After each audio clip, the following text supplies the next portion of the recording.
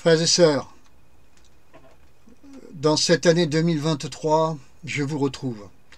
Même si, j'en conviens, il n'y a pas beaucoup de monde à m'écouter, ce n'est pas grave, je vous retrouve quand même. Et je m'adresse cette fois-ci, pour cette vidéo numéro 75, à ceux, je cite, à qui il est donné de comprendre les mystères du royaume.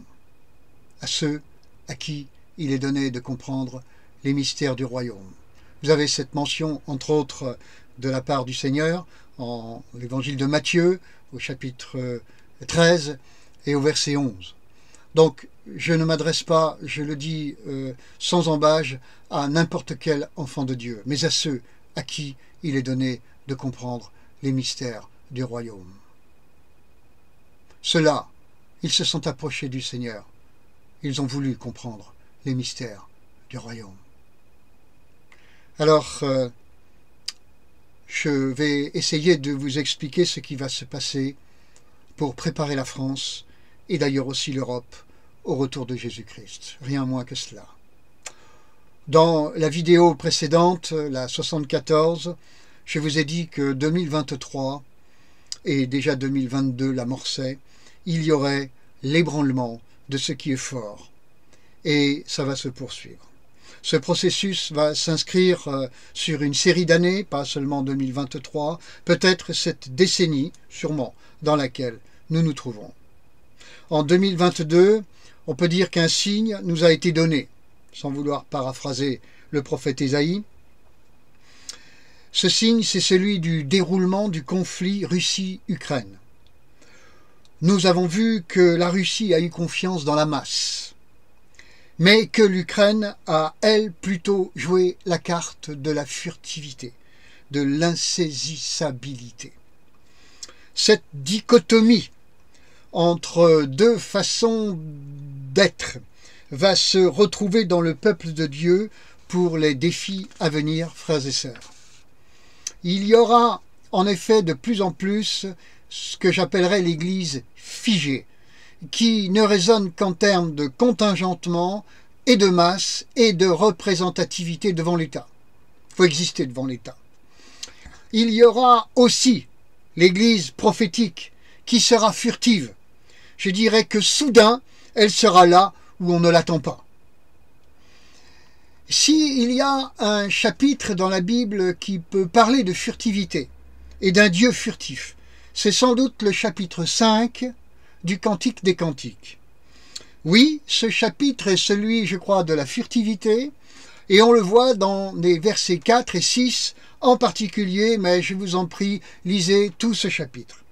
Cette furtivité, nous le voyons à la lecture de ce chapitre, fait sortir, qui est celle du Seigneur, la furtivité du Seigneur, fait sortir la fiancée de sa chambre pour chercher ce fiancé dans la nuit. Dans la nuit. Ça signifie beaucoup de choses. Ça signifie le monde de maintenant qui est une nuit. Alors je dirais que les vraies vierges sages, celles d'ailleurs qui sont perçues comme pas recommandables, pas raisonnables, vont justement quitter leur chambre, leur zone de sécurité pour chercher leur fiancé dans la nuit. Elles vont prendre des risques. Je le répète, lisez Cantique des Cantiques, chapitre 5, vous verrez les risques. Mais le peuple des murs, celui des forteresses, enfermé dans son confort sécuritaire, restera sur place pour répéter ce que j'appellerais, écoutez-moi bien, l'histoire de Massada.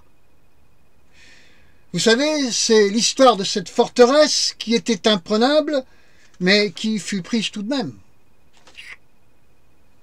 Cette dichotomie va augmenter les zones de conflit à l'intérieur du peuple de Dieu. Je pèse mes mots. Lisez Luc chapitre 2, verset 34. Siméon dit à Marie que cet enfant, c'est-à-dire Jésus, le Seigneur, sera un signe qui provoquera la contradiction. Un petit peu plus loin dans le texte, en Luc 12, 49, Jésus, devenu homme, dit « Je suis venu jeter un feu sur la terre ». Verset 51 dit « Ce feu se nomme division ». Verset 52, division dans la maison. D'ailleurs, en cette fin d'année 2022, on a vu beaucoup de conflits dans les maisons chrétiennes. Verset 54. Au cours de cette contradiction, de ce feu, de cette division, un nuage d'Occident vient. Il amène la pluie, mais le résultat n'est que pourriture, décadence. Un vent du midi souffle et il fait chaud, mais il n'apporte que sécheresse et mort, désert. Luc 12, 54 et 55. Si ce nuage, frères et sœurs, et ce vent peuvent nous faire justement penser à l'Occident et à l'islam, ces deux influences qui nous remplissent, la France et l'Europe, j'aimerais dire aussi ceci. Il y a presque 80 ans, l'an prochain, en 2024, il y aura 80 ans, un nuage est venu de l'Occident et un vent du Midi aussi. Chacun d'eux a débarqué sur nos côtes pour libérer la France et l'Europe.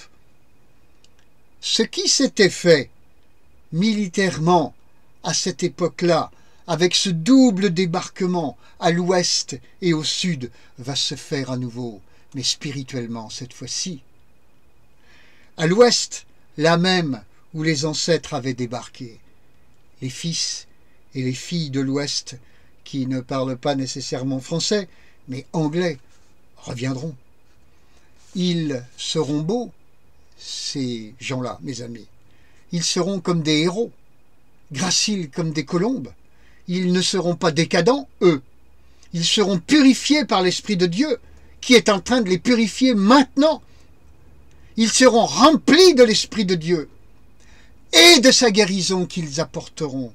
Ils donneront l'impression d'être comme des anges. Il ne sera pas donné à n'importe qui de les voir et de jouir de leur présence, frères et sœurs, car ils seront méprisés par le peuple des forteresses, celui des murs, qui considérera qu'ils n'ont pas besoin d'eux.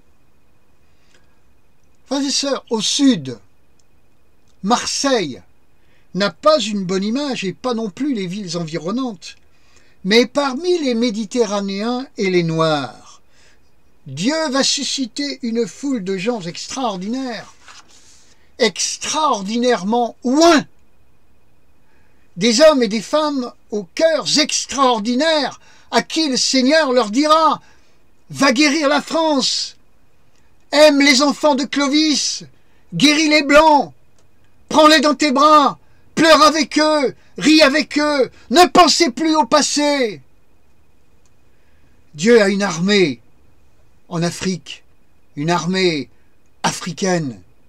Dieu a aussi une armée nord-africaine. Il prépare ses armées.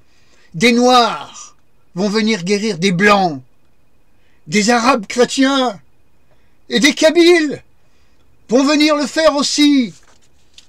Dans cette décennie des années 2020, frères et sœurs, Dieu va travailler extraordinairement.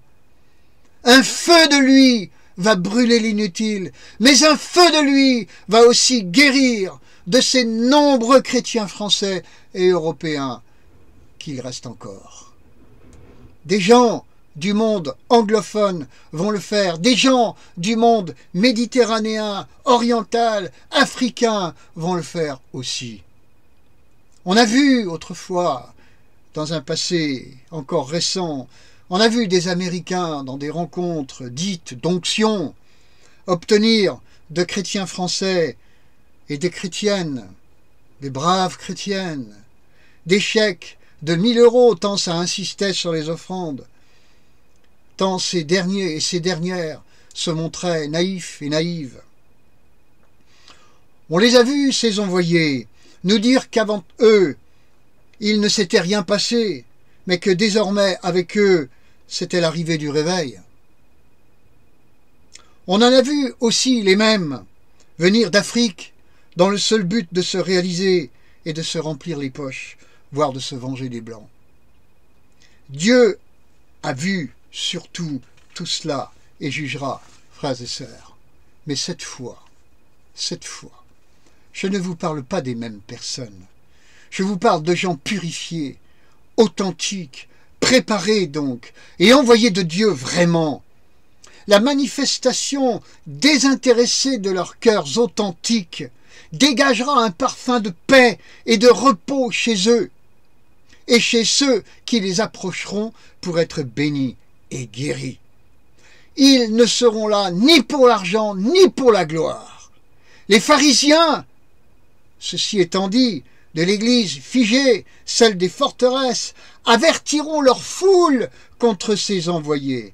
Mais ceux-ci, ces envoyés-là, feront des miracles dans les rues, dans les boulevards, sur les trottoirs, des miracles dans les maisons, comme du temps de Jésus. Ils feront les œuvres de Jésus, exactement les mêmes, frères et sœurs. Et il ne s'agira pas de quelque chose qui ressemblera à un épiphénomène. Je veux dire que cela se verra. Je peux même vous dire que de très anciennes familles françaises, écoutez-moi bien, aux origines tant catholiques que protestantes, seront bénies et restaurées par ces ouvriers et ouvrières de Dieu. Je peux également vous dire que des enfants, des anciens combattants des plaines d'Abraham, je parle du Québec 1759, viendront serrer dans leurs bras en France les enfants du général de Montcalm et de ses soldats, les enfants de ce général, les descendants de ce général, les descendants de ces soldats, ces Français qui avaient été chassés du Saint-Laurent, qui avaient été chassés des plaines d'Abraham. Renseignez-vous sur l'histoire. L'Esprit de Dieu touchera et restaurera des familles françaises de l'Ancien Régime. Vous m'entendez? Dieu va toucher le cœur de la vieille France, et nous verrons aussi venir les ennemis d'hier qui s'affrontaient dans les Aurès en Afrique du Nord. Nous les verrons se retrouver, se réconcilier, se bénir, s'imposer les mains mutuellement, prier les uns pour les autres, se congratuler, pleurer et se réjouir les uns les autres. Dieu effacera le passé. Dieu est celui qui efface les choses du passé, les choses anciennes qui n'existent plus. Dieu est le Dieu de la guérison. Il cautérise les cœurs. Il enlève même les cicatrices. Leurs souvenirs n'existent plus. Les cœurs seront tellement circoncis, frères et sœurs, que les uns et les autres se retrouveront au milieu des cris et des larmes, de repentance et de guérison. Beaucoup de Noirs africains viendront purifier eux-mêmes des blessures du passé, celui des siècles. On ne pensera plus, on ne parlera plus de Saint-Louis du Sénégal, par exemple. Saint-Louis du Sénégal, on n'en parlera plus. Les Noirs, ceux-là qui seront purifiés, ils le seront de toute haine contre les Blancs. Ils auront reçu de Dieu le fardeau, la passion de les guérir, ces Blancs-là. C'est tout cela, et encore tant d'autres choses, qu'il va se passer juste avant que le Seigneur ne revienne. En Belgique, il se passera aussi des choses semblables, en lien avec l'histoire de ce peuple. C'est en Belgique, sur les bords de l'Escaut, qu'est née la France, il y a 15 siècles. Ces deux nations sont profondément liées. Rien ne se passera chez l'une sans que ça se passe aussi chez l'autre. Ainsi, le nuage de l'Ouest et le vent du Midi nous enseignent beaucoup de choses, frères et sœurs.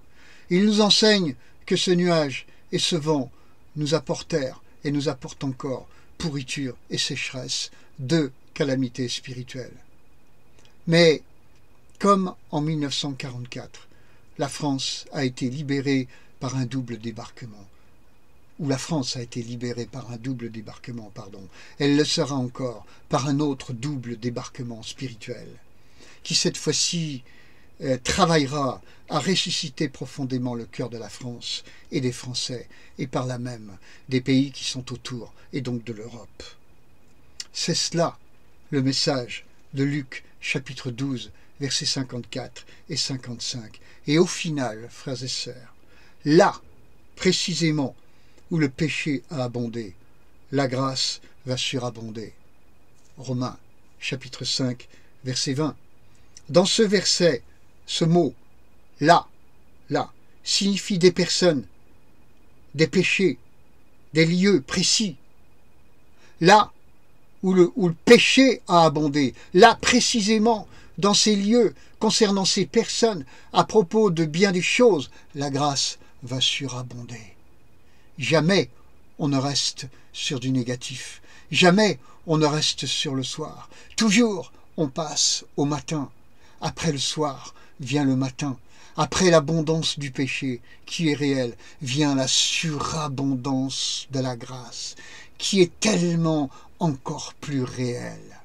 Recevez ce message pour 2023 et pour les années qui suivent. Oui, le péché abonde, mais regardez plus loin, regardez par-dessus la vague abondante du péché, regardez celle de la surabondance de la grâce. Prenez courage, la grâce va surabonder à quelques encablures de son retour, et il vient bientôt. C'est le temps de la surabondance de la grâce. Nous n'allons pas parler que du péché. Nous parlerons moins du péché que de la surabondance de la grâce. Courage, frères et sœurs. Courage. Courage. La surabondance de la grâce vient en 2023 et dans toute cette décennie qui va suivre, la surabondance de la grâce vient et ensuite ce sera le retour du Seigneur Jésus. Je vous embrasse de tout mon cœur, de toute mon âme, le cœur rempli d'espérance, les vôtres aussi, j'espère. À très bientôt, frères et sœurs. Je vous embrasse encore. Soyez bénis au nom de Jésus-Christ. Amen.